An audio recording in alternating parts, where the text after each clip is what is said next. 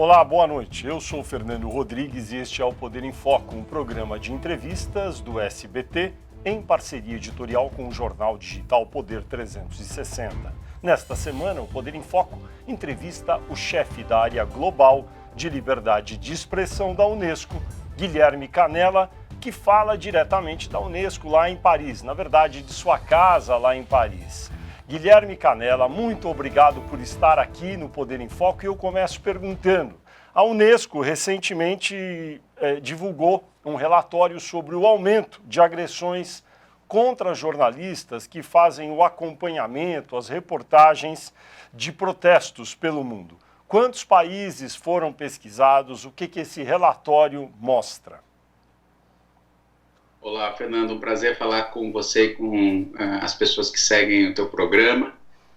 Nós fizemos um acompanhamento da situação da violência contra jornalistas que cobrem protestos num período que vai de janeiro de 2015 até junho de 2020. Então, quase 5 anos, 4 anos e meio.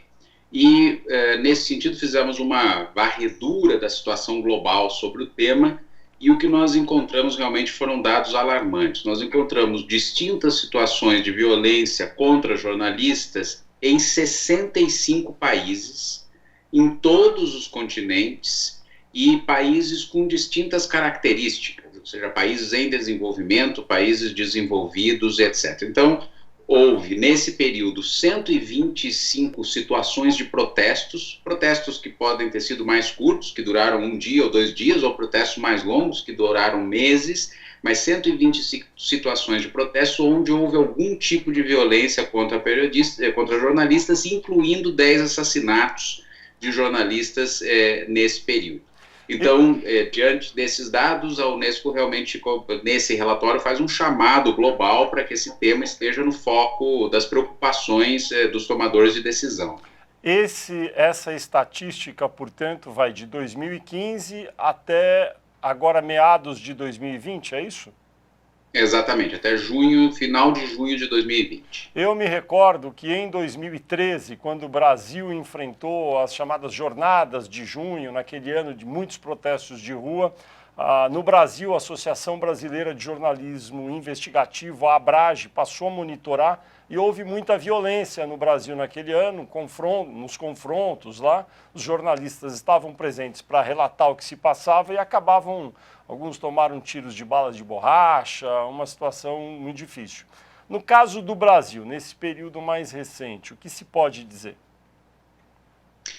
De fato, inclusive, uma das boas práticas que esse relatório menciona explicitamente especificamente o caso da ABRAGE, da Associação Brasileira de Jornalistas Investigativos, que, como você relatou, não só naquele período fez esse monitoramento, mas como também publicou uma série de guias de como os próprios jornalistas, ao ir cobrir esse tipo de protestos, poderiam se autoproteger com uma série de dicas específicas. Então, a gente recomenda a todos os leitores desse relatório que também acompanhem o trabalho feito pela ABRAGE e outras organizações que também estão mencionadas naquele período. O relatório mostra uma situação presente em todas as regiões, mas em particular na América Latina. Uma das questões que me parece que tem semelhanças com aquele momento que o Brasil viveu e que o relatório chama a atenção é que a maior parte da violência contra os jornalistas, e são mencionados elementos que aos quais você já fez referência, balas de borracha, inclusive jornalistas em mais de um desses protestos em distintos países que perderam a visão por conta desse tipo de ataques, o uso de distintos tipos de armamento. Mas uma outra questão muito interessante e preocupante é que, ainda que a maior parte da violência contra os jornalistas seja praticada pelas forças de segurança, ou seja, as forças policiais que estão fazendo a segurança dos protestos, nós também detectamos uma presença de violência contra os jornalistas por parte dos próprios manifestantes. Então, isso foi um outro elemento, juntamente com algumas questões que não são menores. Por exemplo, o relatório identificou um uso cada vez mais amplo de distintos tipos de armamento pelas forças policiais, que tem causado problemas aos jornalistas. Por exemplo, outra questão fundamental é a apreensão arbitrária de material dos jornalistas, câmeras, etc. E um alerta que a gente faz no relatório, que não, de novo, também não é algo menor e pode guardar alguma semelhança com o que está acontecendo em algumas partes também da América Latina, é que há uma associação entre, uma hipotética associação que vai demandar mais investigação para uma comprovação de tendência, entre a violência praticada contra os jornalistas nesses protestos e o discurso de alguns líderes políticos contra a imprensa. Então, acusando a imprensa de ser fake news, ou acusando a imprensa de ser uma imprensa corrupta e etc. Então, a Unesco também sublinha, em linha com o que os relatores especiais de liberdade de expressão também disseram sobre esses temas, que os líderes políticos deveriam evitar totalmente esse tipo de linguagem contra a imprensa, contra o jornalismo, porque isso pode estimular esses casos de violência que foram registrados no período. Do resultado quantitativo desse relatório da Unesco, quais países encabeçam a lista entre aqueles que registraram mais episódios de violência contra jornalistas durante aí o acompanhamento de protestos? A gente não mencionou nomes de países específicos, a gente mencionou os casos nas várias regiões. Primeiro porque, para nossa surpresa, a situação é bastante plural, ela está presente, como eu mencionei, em todas as regiões, etc. E a gente não queria fazer uma discussão que fosse centrada nesse ou naquele caso, a gente queria realmente mostrar que é uma preocupação global da Unesco em relação a essa temática. Agora, efetivamente, o que a gente fez em menções específicas é mencionar casos que são interessantes no sentido da busca de soluções em relação a esse problema, né? Então, por exemplo, a gente menciona uma decisão da Corte Interamericana de Direitos Humanos em relação a um jornalista que sofreu uma violência no contexto de um protesto na Colômbia, um caso que se chama Vélez Restrepo contra a Colômbia no marco da Corte, e a Corte toma uma decisão que naquele momento foi vista como inovadora, que foi para evitar novos casos, o que se chamam de medidas de prevenção. A Corte ordena o Estado colombiano a capacitar as suas forças policiais e de segurança a como lidar com a imprensa na cobertura quando há casos de protestos. Então, o que a gente menciona de casos específicos, se for o caso eu posso dar outros exemplos, mas são como esses, que são boas práticas que podem ajudar a equacionar esse problema que é cada vez mais grave. Tem uma situação mencionada por você, Guilherme, que me parece controversa e complexa, que é em que medida o discurso de alguns governantes políticos de vários poderes num determinado país acaba influenciando violência contra jornalistas. O que tem se visto em alguns países, nos Estados Unidos, no Brasil, vários integrantes do governo reclamam da atuação da mídia. E o que eles dizem é a mídia tem que receber críticas também. Ela pode acertar, pode errar, e ela fala do governo e o governo pode também falar da mídia. Como tratar esse tema que é tão complexo? Qual é o limite para isso e em que medida talvez a gente tenha uma situação que nem volte mais, porque trata-se de uma realidade que talvez tenha vindo para ficar, essa beligerância entre mídia e governos? A primeira coisa é que o governo, enquanto representantes do Estado, e nesse sentido com uma obrigação de proteger os direitos humanos em geral e a liberdade de expressão e de imprensa em particular, eles, na visão dos organismos internacionais, deveriam ser os primeiros a pôr em evidência a importância do jornalismo para a proteção e promoção das democracias. Isso não quer dizer que casos específicos dentro do jornalismo não possam ser criticados, se essa nota disse algo que não é correto ou o que seja. O que, em geral, nós estamos dizendo, não só nesse relatório específico, mas em geral, é que o discurso de líderes políticos contra toda a instituição jornalística, ou seja, toda a imprensa é corrupta, toda a imprensa é fake news, que esse discurso tem colaborado para uma desconstrução da credibilidade do jornalismo como uma instituição relevante para as nossas democracias. No caso específico desse relatório, a hipótese que foi levantada pelos autores que analisaram esses protestos nos quais ocorreu violência em 65 países, é que é possível pensar numa associação entre a violência que ocorreu contra os jornalistas e o discurso genérico, negativo e beligerante contra a imprensa. Agora, para que se comprove, outros tipos de investigação são necessários. Assim que, para resumir a resposta à sua pergunta,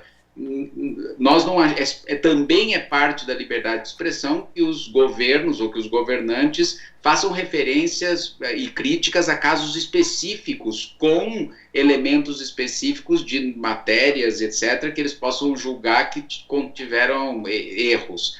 O problema está numa referência genérica a toda a imprensa, como isso ou como aquilo, e isso não contribui em nada para o avanço da liberdade de expressão e para a liberdade de imprensa. Ao contrário, pode gerar problemas. Tem alguma expectativa de a própria Unesco tentar estabelecer de maneira mais científica essa relação entre o discurso mais beligerante, crítico de governos contra a mídia e tentar ver se há de fato essa associação com a maior violência?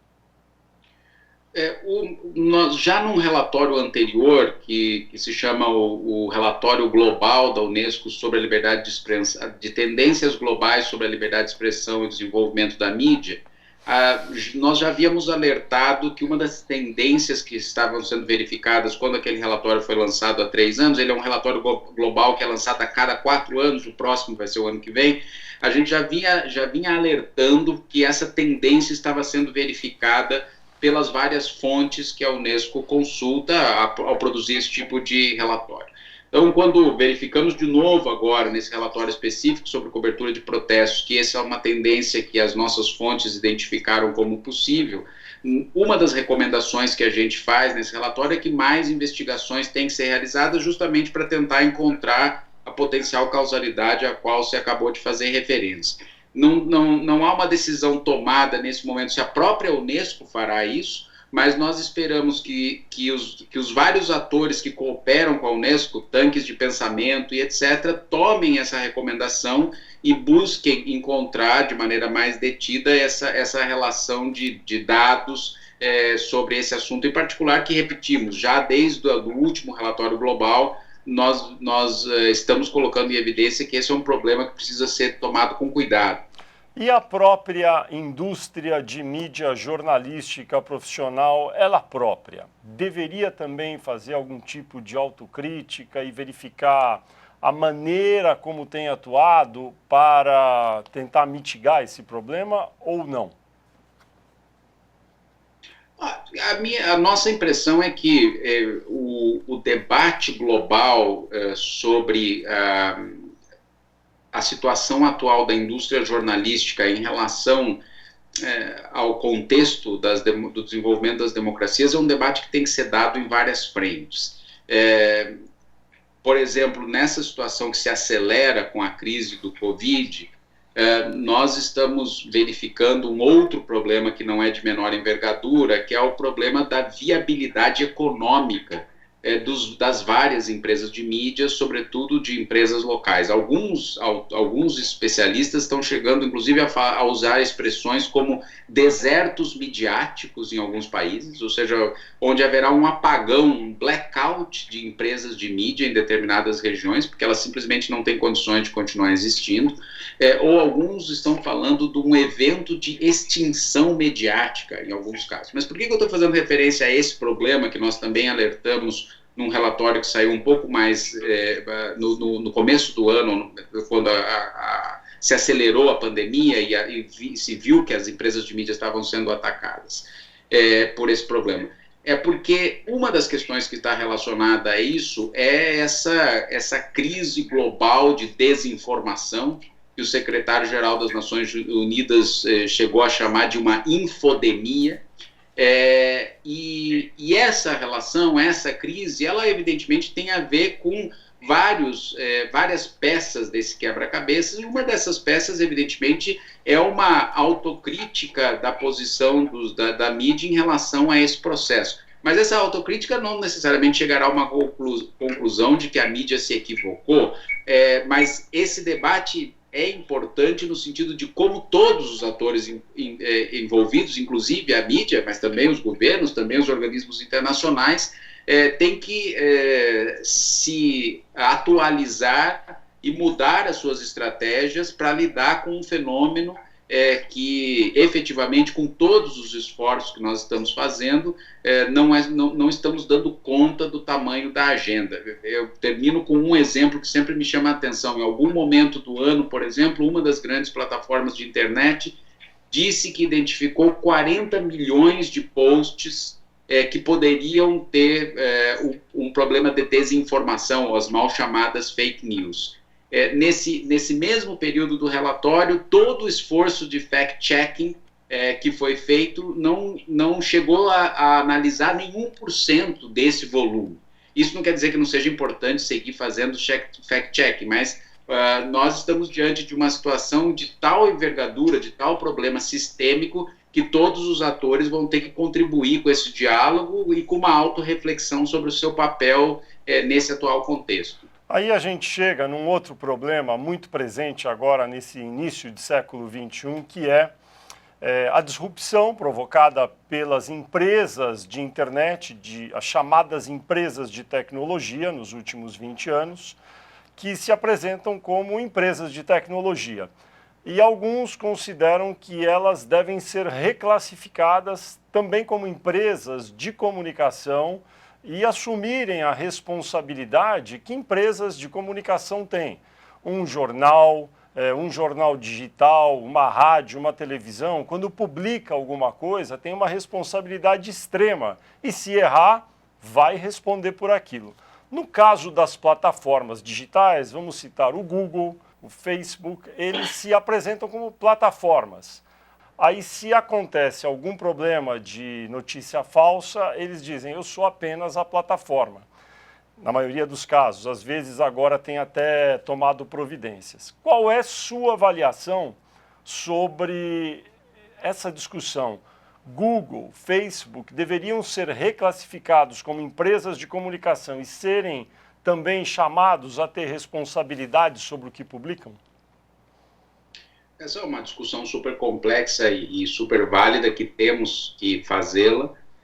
Agora, a nossa impressão é que é necessário olhar mais para a área específica em relação à qual essas plataformas estão atuando, do que uma reclassificação geral de todo o conjunto da atuação delas. Então, segue sendo importante, do ponto de vista da proteção dos direitos de todos nós, que somos usuários dessas plataformas, a ideia da não responsabilidade dos intermediários, que, para explicar talvez para parte dos seus telespectadores que não estão acostumados com essa linguagem, é a ideia clássica de que o correio que entrega a carta, ele não tem responsabilidade sobre o conteúdo que está dentro da carta. Quer dizer, é como se eu levasse uma carta para você, eu sou o carteiro, você abre a carta na minha frente, o conteúdo é um conteúdo ofensivo, e você resolve retaliar contra o carteiro que te entregou a carta. Tem um ponto aí que complica, porque a carta é protegida pela inviolabilidade do seu conteúdo. O carteiro entrega a carta está fechada e quem recebe a carta lê o conteúdo. No caso dessas plataformas, praticamente isso não existe. Eu mando uma mensagem para alguém, para você, Guilherme Canella, ela pode ser pública e o mundo inteiro verá, eventualmente, uma ofensa. Não, exato, mas por isso, mas só que essas plataformas, por exemplo, os serviços de mensagem privados que elas têm, esses serviços de mensagem que têm implicações para a discussão da desinformação ou discurso do ódio, mas elas não interferem no conteúdo entre um WhatsApp que você me envia ou que eu envio para você, ou o conteúdo das plataformas de e-mail que elas têm. Então, o ponto é que fazer uma reclassificação geral de todos os serviços pode ser arriscado, não para elas, mas para o conjunto da sociedade, em que a superregulação pode ter implicações para a liberdade de expressão, para a privacidade, para o anonimato, etc. Agora, essa discussão, que era muito mais simples quando as plataformas foram criadas, porque, em princípio, boa parte do que elas faziam, de fato, elas eram intermediárias e os conteúdos eram gerados por outros atores, hoje se complica muito porque as plataformas mesmas passaram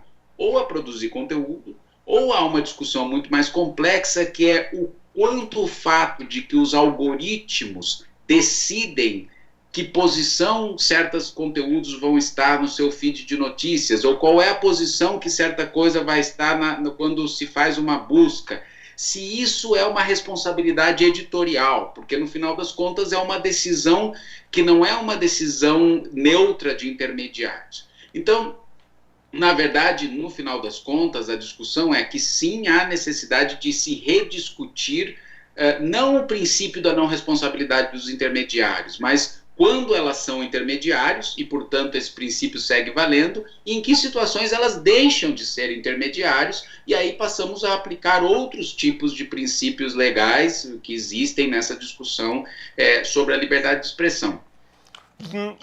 Na Europa, essa discussão tem sido muito presente, responsabilizar em certa medida as grandes empresas ditas de tecnologia sobre uma parte do conteúdo público, do que elas dão visibilidade. No Brasil também começou esse debate. Na sua avaliação, esse é um debate longo que vai demorar décadas ou a gente está perto de ter alguma solução para isso? Eu tenho a impressão que estamos longe de ter uma solução para essa parte específica do debate, mas o que esse debate que é saudável, ainda que possamos estar a favor ou contra determinados aspectos da discussão, o que esse debate acelerou, e aí sim talvez a gente consiga avançar em algumas soluções que serão importantes, em outros aspectos que são fundamentais para resolver parte desses problemas, por exemplo, relacionados com desinformação ou com discurso do ódio, que é a necessidade de que as grandes plataformas tenham medidas de maior transparência sobre as decisões que elas tomam em relação, por exemplo, à moderação de conteúdos. Então, um problema é a superregulação que está sendo sugerida por alguns estados e que oferece riscos concretos à liberdade de expressão, mas isso não quer dizer que nada possa ser feito. E um dos problemas centrais, inclusive para tomar medidas de políticas públicas adequadas e baseadas em evidências, é que nós não temos ideia do que acontece do ponto de vista da origem do problema, ou seja, o que significa esses 40 milhões de posts que tinham desinformação, ou seja, quem produziu, onde está, e quando as plataformas, muitas vezes por decisões automáticas, decidem fazer o take and down, ou seja, baixar esses posts, retirá-los da rede, o que significa exatamente isso? Quem é que foi retirado? Porque pode ser que aí realmente tenham discursos que sejam discursos não autorizados pela legislação internacional, mas pode ser que haja discursos legítimos, porque muitas vezes algo que a gente percebe como agressivo não é discurso de ódio pela legislação internacional. Então, um dos debates que, felizmente, está avançando, ainda que não com a velocidade que gostaríamos, é o debate da transparência das plataformas nessas decisões que elas tomam. No frigir dos ovos aqui, só um alerta que é importante. Qualquer decisão precisa tomar em conta um dado que é fundamental, que a internet tal qual a gente a conhece é uma plataforma global. Então, quando um estado qualquer faz uma lei para restringir determinados conteúdos da internet, essa decisão não impacta só aquele país, essa decisão impacta o conjunto da arquitetura da internet. Guilherme Canella, a gente estava falando sobre essa dificuldade enorme no outro bloco de encontrar uma fórmula aceitável de ter mais responsabilidade nas plataformas aí digitais e não ferir a liberdade de expressão. Tem algum país, como eu te perguntava, que talvez esteja tendo uma experiência que possa ser olhada com mais atenção? A Alemanha, talvez? Os países da União Europeia estão tentando, distintos países, inclusive a Alemanha, mas há uma legislação recentemente aprovada na França, etc., lidar com o problema. Muitos deles estão particularmente preocupados com a questão do discurso do ódio. A nossa avaliação geral é que é mais fácil se olhar para parcelas específicas do problema do que o problema de uma maneira geral. Então, por exemplo, há boas experiências de como lidar com a questão da desinformação no caso do contexto eleitoral. Então, há regras específicas que têm funcionado e aplicadas por distintos países, por distintas autoridades eleitorais, como, por exemplo, a regulação da publicidade específica que se dá via internet, que essa publicidade não possa ser anônima, parte significativa dos conjuntos de ataques via desinformação ou fake news se deram através desse tipo de publicidade anônima e etc. No caso específico do discurso do ódio, é uma agenda bastante diferente, porque o discurso do ódio que pode levar a uma violência é um chamado discurso não autorizado pela legislação internacional, então esses são elementos que poderiam ser judicializados, etc. Agora, qual é a grande encrenca aqui? A grande encrenca aqui é o volume. Então, no contexto europeu, por exemplo, eles resolveram tomar o Tribunal Europeu resolveu tomar uma decisão sobre o chamado direito ao esquecimento, em que eles autorizam um caso específico de desindexação nos buscadores. O que significa desindexar? Quando alguém busca alguma coisa, não vai encontrar aquela informação que o tribunal decidiu que deve ser desindexada. Só que, como se deram conta do volume, eles decidiram passar a responsabilidade do que tirar ou não, do que desindexar ou não, para as plataformas. Qual é o risco aqui que os relatores especiais de liberdade de expressão têm alertado? Para uma privatização da censura. O que quer dizer isso? Que no final das contas, o que fica e o que não fica é uma decisão que não passa por um devido processo legal, passa pelo critério que a plataforma A ou B ou C identificar. E evidentemente que isso oferece riscos para todos nós. Pode desafogar o Poder Judicial, ou seja, de não ficar mandando esses casos para a Justiça, mas, por outro lado, coloca uma questão importante para a agenda de direitos humanos, que é quem é que toma essas decisões e quais são os critérios. Então, as melhores práticas, infelizmente, não são soluções para resolver todos os problemas de uma vez, mas sim há boas práticas em relação específica ao caso eleitoral, em relação específica a alguns elementos de discurso de ódio e etc. Vamos falar... Deixa então uma bola picando para você que a discussão que realmente é consensual entre todos os estados é que a maneira de resolver isso é fazendo um pesado investimento em educar a população sobre como lidar com esses conteúdos, que é o que se chama de alfabetização informacional. Agora, evidentemente que essa é uma discussão de longo prazo, claro, porque não vai resolver amanhã o tamanho do problema que a gente tem. Que, no fundo, as pessoas colocam dentro da sacola da liberdade de expressão quando uma empresa privada, que são empresas privadas, que ganham dinheiro publicando aquilo que a gente coloca nos nossos perfis nas redes sociais, quando elas decidem parar de publicar alguma coisa. Mas elas são empresas privadas. Nada impede nenhum cidadão, pelo menos em países livres, de ter o seu website, o seu endereço próprio na internet e publicar o que bem entender. A necessidade de publicar no Facebook ou em algum outro local é uma necessidade, enfim, que a pessoa pode achar que tem, mas aquilo é uma empresa privada que ganha dinheiro. E se ela decidir não publicar, aí tem essa discussão. Ela pode ou não pode fazer isso, já que ela ganha dinheiro com aquilo e decidiu não publicar. Você não acha que também tem, às vezes, um certo exagero sobre isso?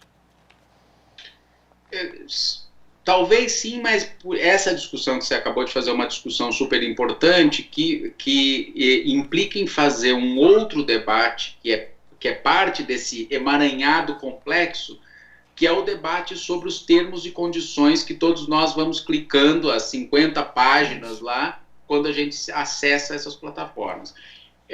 Por isso o discurso, quando a gente fala de por que acontece as fake news ou a desinformação, há uma série de questões que não são simples, que nós precisaríamos discutir. Uma delas é isso, os termos e condições. A outra dela é o que a gente chama da lógica dos algoritmos, que tem feito as pessoas viverem em bolhas que permitem que estão estimulando a retroalimentação da desinformação, o discurso do ódio. Porque eu apenas apresentei essa discussão porque, veja, ninguém num país livre como o Brasil ou como os países da União Europeia está impedido de dizer e publicar o que bem entender. E até vou entrar um pouco aqui no Brasil, que aqui é um pouco diferente, mas o fato é que isso existe.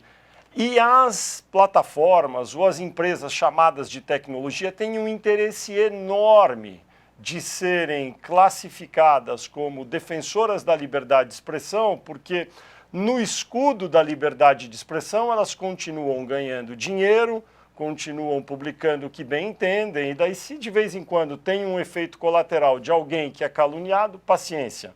Veja que o Google no Brasil é a empresa que mais fatura com publicidade no Brasil, mais do que qualquer outra empresa já há cerca de 3 anos.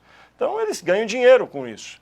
E para eles é ótimo se apresentarem como empresas que defendem a liberdade de expressão. Pode ser, mas não é só isso. Ou não?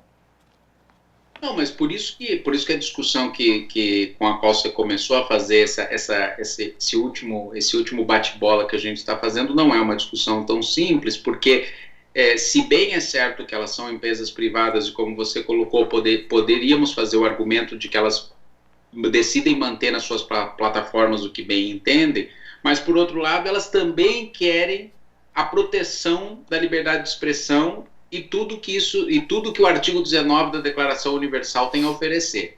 Mas o artigo 19 da Declaração Universal significa que, se você quer estar nesse mundo da liberdade de expressão, então isso tem uma série de consequências. Claro. Entre elas, não só o direito de falar, mas o direito de respeitar o acesso à informação e a busca por informações. Então, não é tão simples que elas simplesmente digam isso aqui é uma empresa privada e a gente faz o que quiser, porque elas se beneficiam desse contexto geral de se colocarem como parte da esfera pública.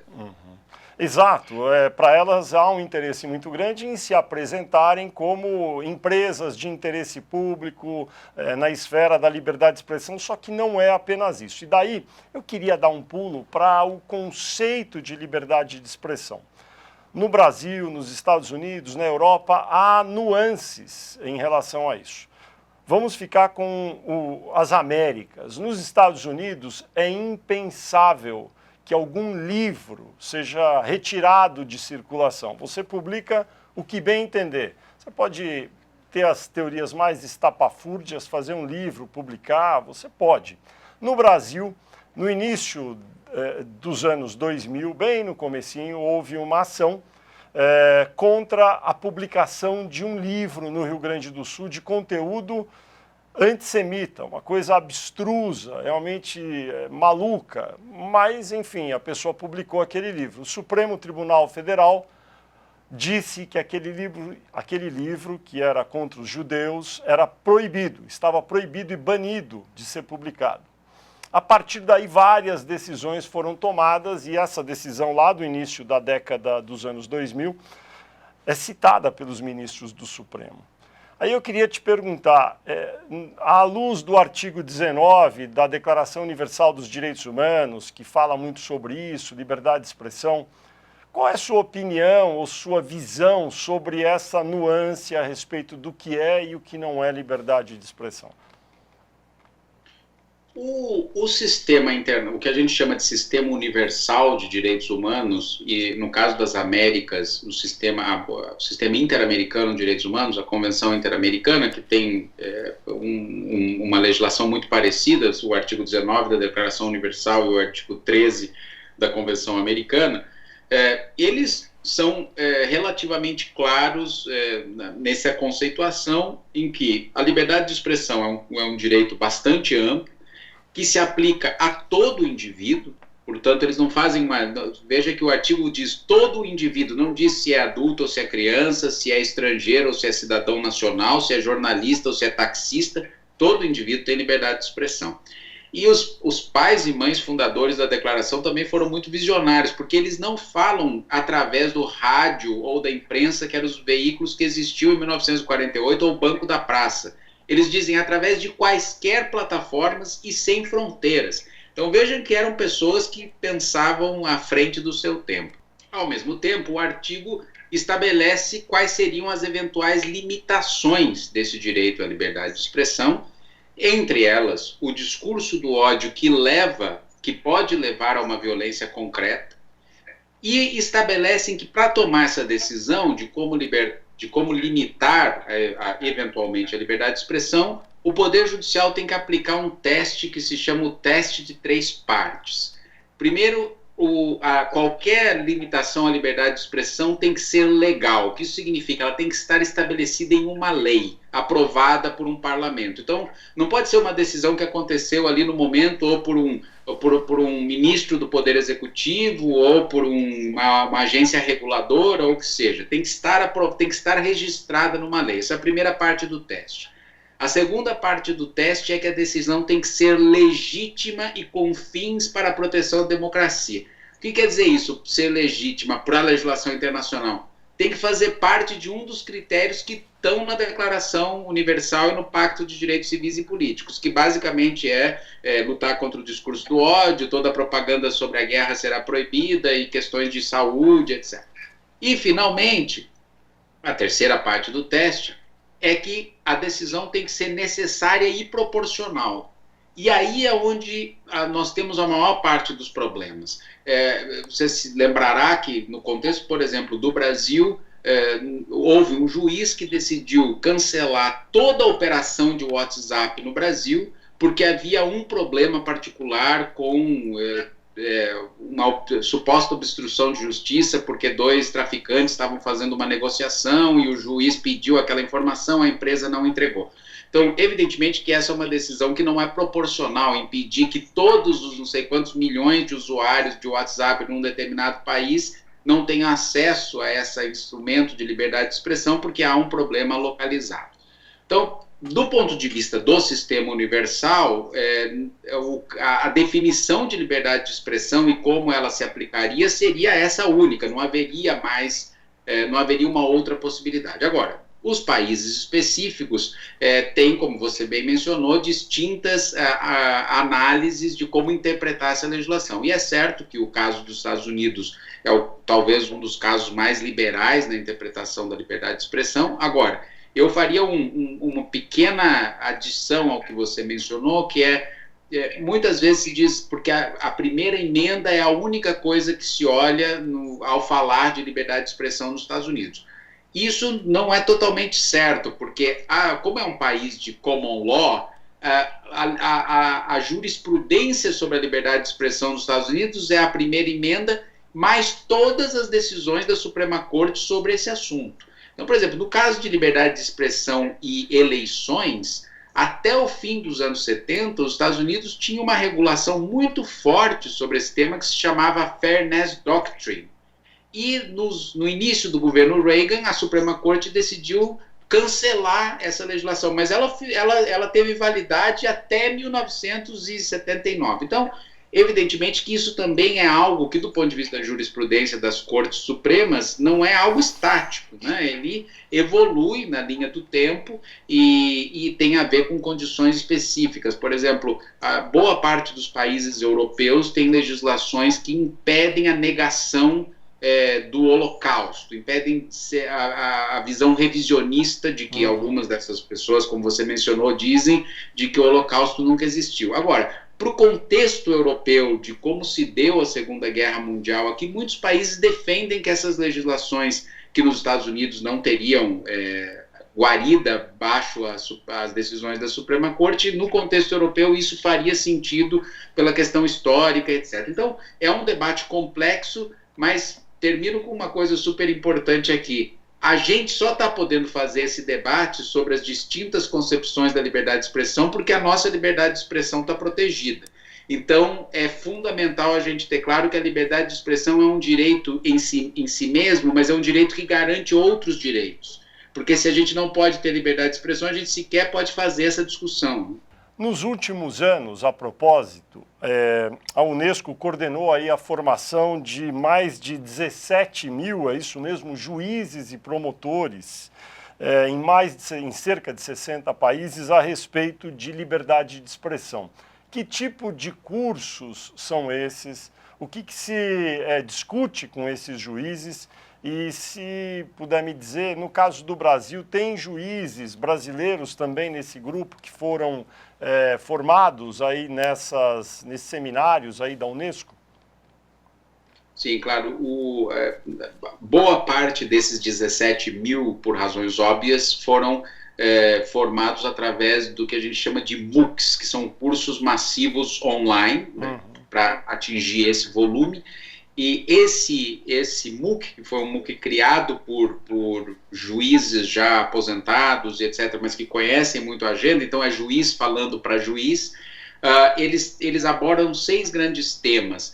A liberdade de expressão no sistema internacional de direitos humanos, essa discussão que a gente acabou de ter, quando limitar a liberdade de expressão dentro do que é aceito pelo sistema internacional de direitos humanos, a necessidade de que o Estado investigue os crimes contra jornalistas, ou seja, uma obrigação do Estado proteger os jornalistas de quando os crimes acontecem investigar. O outro elemento outro módulo desse curso é relacionado a uma outra agenda da liberdade de expressão, que é o acesso à informação pública. Como você bem sabe, nos últimos anos, felizmente, há um avanço da aprovação de leis de acesso à informação pública em muitos países e, portanto, os juízes que já estavam formados precisam entender o que significa defender esse direito, que era um direito que não estava legislado até muito recentemente em muitos países. O outro módulo é o módulo de internet e liberdade de expressão, como os juízes lidam com os casos sobre internet que estão chegando, e o módulo final é um módulo sobre liberdade de expressão e direito de concorrência, o caso da concentração da mídia e etc. Esse curso, e, portanto, essas 17 mil pessoas, a maioria passaram por esse curso online, e há alguns casos de cursos presenciais em parceria com as escolas nacionais de juízes. Há muitos juízes brasileiros e promotores brasileiros e defensores públicos que fizeram esses cursos ao longo dos últimos 7 anos, quando esse processo começou, e eu só queria dizer algo que eu acho que é algo que nos deixa como uma mensagem otimista sobre isso. Esses números demonstram que há um interesse concreto dos operadores judiciais nessa temática. O direito de acesso à informação pública continua avançando num bom ritmo. Nós que já estivemos em tantos debates, tive o prazer de estar com você em alguns debates, Guilherme, sobre esse tema aqui no Brasil. Esse tema continua avançando bem no mundo ou deu uma parada nos últimos tempos, inclusive por conta da pandemia de Covid? Até o ano passado, depois entramos na discussão da pandemia, o avanço é impressionante. Eu acho que se eu tivesse, como cientista político que sou, que classificar uma das grandes mudanças estruturais do ponto de vista internacional nos últimos 30 anos, uma dessas mudanças é seguramente o arcabouço de acesso à informação pública no mundo. O Brasil tem uma boa lei, na sua avaliação, hoje em dia, comparado a outros países? A lei brasileira é considerada num ranking que não é um ranking da Unesco, mas de uma organização que ranqueia todas as leis que existem como uma lei intermediária. Por uma razão, segundo essa organização, o que faltaria na lei brasileira para ter uma pontuação maior é que houvesse um órgão independente de aplicação da lei. E que não seja um órgão conectado a um ministério específico, etc. Muitos países aprovaram a lei e, ao mesmo tempo, criaram uma estrutura específica, que é o que se chama em muitos países do comissário de informação, e que é um ator independente do poder executivo, ou judiciário executivo, que aplica a lei. Mas Fora esse tema que não é menor, a lei brasileira, por essa instituição que analisa as leis, é considerada uma lei boa, fazendo essa observação que o órgão regulador não está em linha com os padrões internacionais recomendados. Mas eu dizia, em 1990, que em termos históricos foi ontem, o mundo tinha só 12 países com leis de acesso à informação pública. Hoje são mais de 125 países com leis de acesso à informação pública. Então, veja você, num período de 30 anos, nós tivemos um salto de 12 para 125 países num tema que nós sabemos que é polêmico, é complexo, etc. Então, qual é a boa notícia? Do ponto de vista da decisão institucional de ter leis de acesso, avançamos enormemente. Qual é o desafio nesse momento? Aplicação. Muitos desses países que aprovaram essas leis têm sérios problemas de aplicá-la no dia a dia. Isso até fevereiro de 2020. O que aconteceu nesse ano? Que nos preocupa em um dos relatórios que nós lançamos em maio desse ano, que se chama Jornalismo, Liberdade de Expressão e Covid, nós fizemos esse alerta. Muitos países incluíram nas chamadas leis de emergência que foram aprovadas no contexto da pandemia, cláusulas de restrição das leis de acesso à informação pública. E nós lançamos um alerta dizendo que esse tipo de medida não está em linha com as decisões internacionais. Pior, está em contradição com a ideia básica da comunicação em períodos de crise, que você precisa ser o mais transparente possível com a sociedade para gerar confiança no enfrentamento de uma crise de saúde pública ou numa crise de desastre natural e etc. Muito bem. Guilherme Canella, muito bom. Olha, nós chegamos no final. Queria te agradecer muito pela gentileza de estar aqui no Poder em Foco. Você que é chefe da área global de liberdade de expressão da Unesco, trouxe tantas informações aqui para os nossos telespectadores. Muito obrigado por conceder essa entrevista para a gente aqui no Poder em Foco, e eu também agradeço a você, telespectador, que acompanhou o programa até aqui. Aproveito para lembrar que você pode assistir a esta entrevista nos canais do SBT Jornalismo e do Poder 360 no YouTube. No próximo domingo, logo depois do programa Silvio Santos, vai ter mais um Poder em Foco, sempre conversando com personalidades do ambiente do poder. Eu espero vocês aqui e desejo uma excelente semana a todos.